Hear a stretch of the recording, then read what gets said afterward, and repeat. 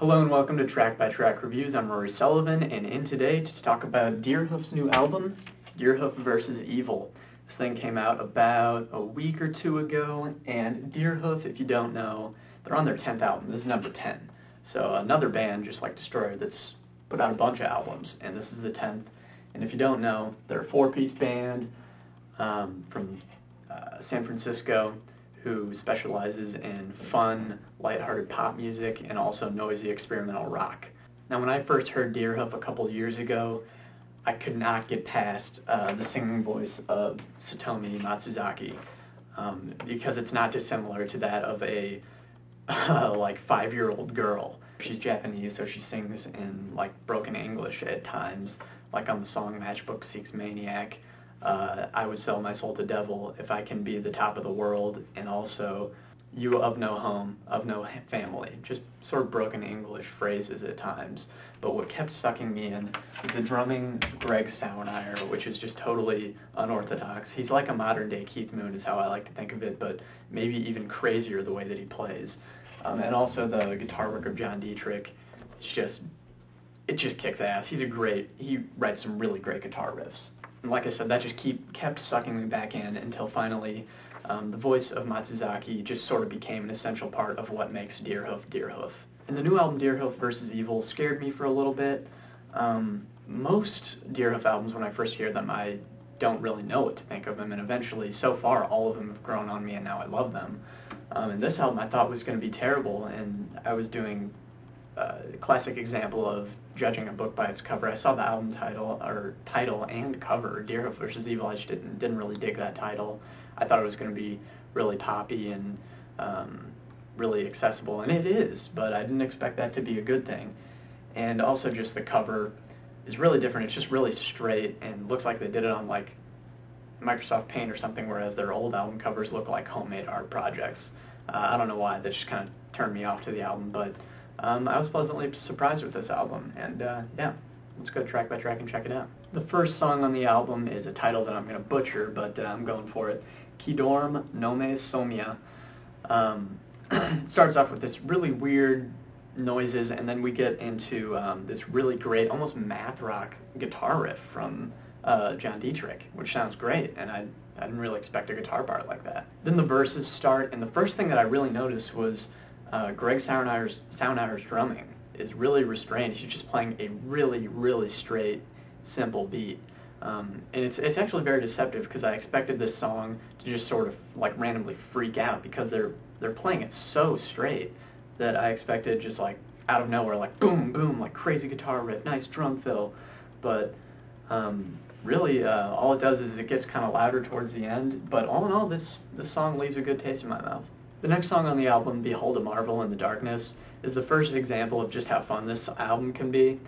Once again, it's not very complicated. It's just a really simple guitar part and a really simple drum part, but it's something that you grow to accept and really like once you've listened to this album a couple times. I mean, really, if you take away Matsuzaki's vocals, it's really not that hard to wrap your head around, which, I mean, most Deerhoof stuff is.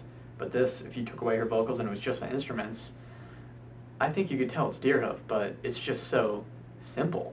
And now I sort of talk about that like it's a bad thing, but it's really not. The bright vocal melodies from Matsuzaki are great, and I didn't expect this album to be accessible in a good way, but it is. And this song is a perfect example. The next song, The Merry Barracks, which I will leave a free download link to, is one of the coolest songs on the album. It's definitely the most experimental, which isn't too common on this album. But it starts off with this really big booming bass part, boom, ba-dum, ba-dum, and I really don't know what time it's in, and then the guitar comes in and it's in like a different time pattern, and you don't really figure out where this song is going until the drums come in. And the drums really do a perfect job of just keeping everything held together, because it could be a mess without them. And like I said, that big booming bass, during the chorus, gets to be some of the best Deerhoof bass parts I've ever heard, and I believe that's Matsuzaki on bass. And another cool thing is that Greg Sauernier, the drummer, and Matsuzaki sort of trade off vocals, which isn't too common a thing for this band, but it works. The next song on the album, No One Asked to Dance, is maybe my favorite song on the album, and once again, it's really simple, but it does something that Deerhoof I haven't really heard from them. And they sort of had this great Spanish influenced guitar, and it's basically just Matsuzaki, the guitar, and some kick drum. But once again, the simplicity, just, they pull it off.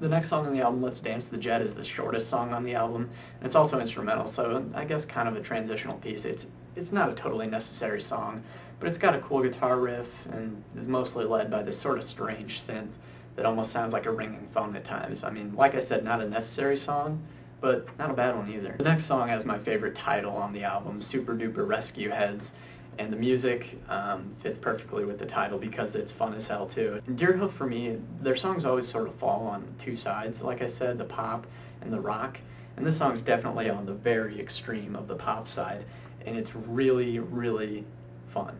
That can probably be attributed to this really loud, sort of corny little synth part, but it's just a blast, and the song ends with a nice line, I'll never be alone, and I just love the way that she sings it. I mean, like I said, I've really grown to like Matsuzaki's voice, as strange as it is. And the band follows Super Duper Rescue Heads with the track Must Fight Current, which is sort of a creepy, mysterious, dark track. And another rarity of this band is actually Matsuzaki and Saonai singing together, not just trading off vocals, but sort of Saonai is behind her singing. And it works really well. There's also this, I can't quite pinpoint what instrument it is. It sounds like maybe someone's plucking on a mandolin, but it just adds to this creepy vibe to the song. The next song on the album, Secret Mobilization, is kind of what I expected from a new Deerhoof album. Just really, really killer guitar and really cool drums, and even a nice little keyboard part to accompany the guitar riff. And I gotta say, John Dietrich, he's a fantastic guitarist. You never hear his name thrown around a lot, but I think he's one of the best in the indie scene for sure. And it's some of the best guitar work that I've heard from him in a couple albums. And like I said before, the guitar and drums have felt a little more restrained on this album. So when at the end of the song, when the drums and guitar kind of go crazy and have this nice little outro jam, it sort of feels like a release for them.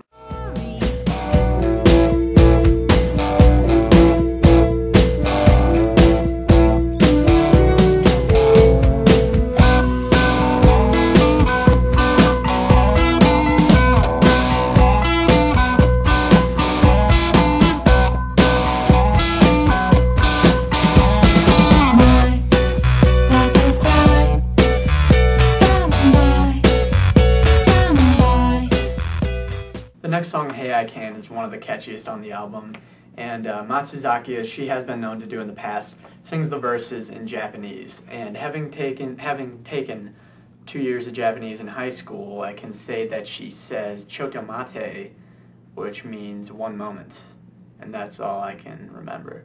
Yeah, putting that high school education to work! And this song is just once again an example of how fun this album can be. It's one of the most fun. The next song, Kamoon, is another song that's sung in Japanese, and it's just got this really mysterious vibe to it. However, unlike the last song, Hey I Can, which is also sung in Japanese, this song's just not that catchy. I guess if I had to choose a least favorite song, it'd either be this or Let's Dance to the Jet. But yeah, once again, just sort of mysterious and dark, and I can't really explain it. They just kind of hit these dark notes with the vocals and guitar. The next song on the album, I Did Crimes for You. It's another one of those songs where the title sort of says what the song is gonna be like, and this song is just fun. It's just kind of a goofy title and a goofy song. I mean, Matsuzaki singing "This Is a Stick Up" and smashing windows. It's just sort of hard to imagine this little Japanese girl running into a room and yelling that and smashing windows. It's just a funny little image. And the song is it's a blast. Once again, I'm going to let you hear some of this because it's one of my favorites on the album. And some of the vocals, aside from being just fun, actually get really beautiful. Once again, her voice just keeps growing on me. And there's even a nice little heavy breakdown at the end that I really like as well.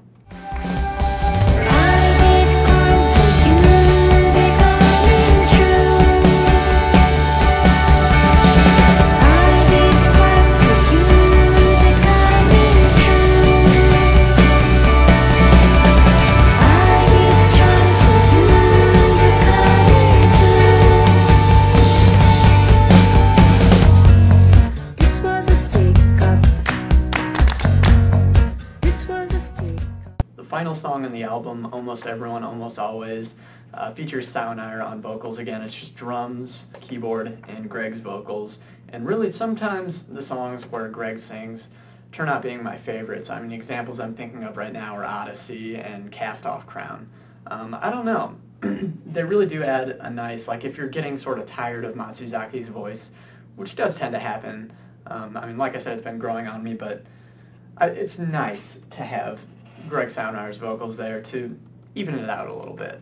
They really couldn't have picked a better song to end with. It's easily the prettiest song on the album. It's just gorgeous. So that's the album, and all in all, I liked it a lot. Once again, I know I said it a million times, this album is just fun. It's extremely lighthearted, with the exception of a couple songs, but I mean, Super Duper Rescue Heads, I Did Crimes for You, Hey I Can. They're just all really fun songs. They're not that hard to get into, just really easy to listen to, and it's most of the songs, I think the longest song is like 3 minutes and 31 seconds. So it's a real quick listen. I think it's 30 to 35 minutes.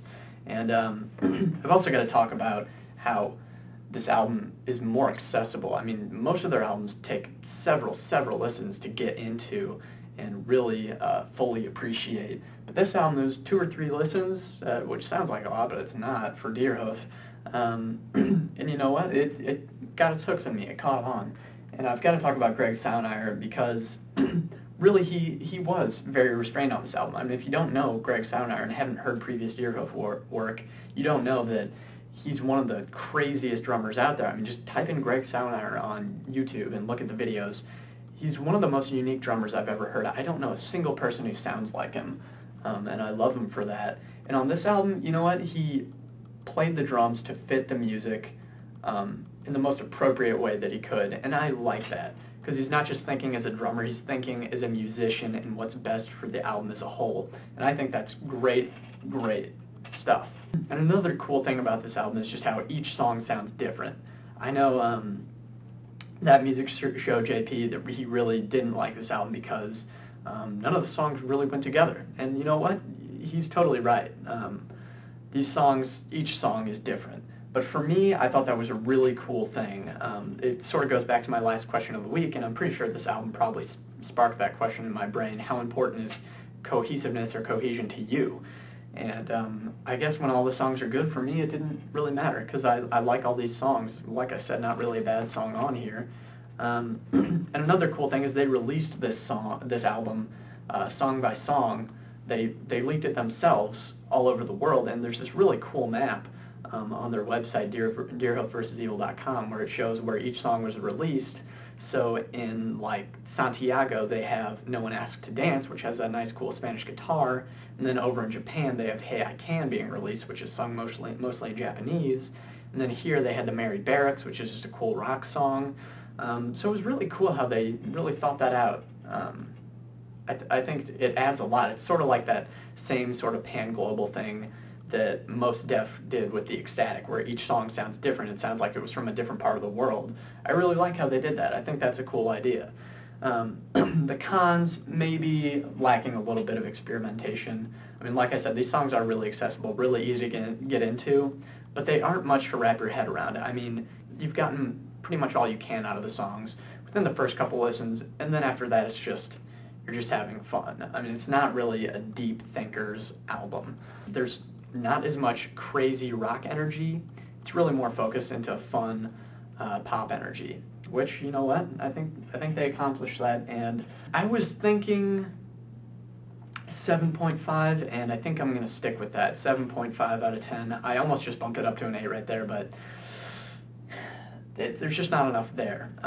It's really fun, but like I said, I don't know if this is going to be something that I continually go back to and listen from start to finish, but I'll definitely take some of the more fun songs and just play those because they're so enjoyable. But yeah, that's the album by Deerhoof, Deerhoof vs. Evil. Until next time, I'm Rory Sullivan for Track by Track Reviews, and I will see you next week.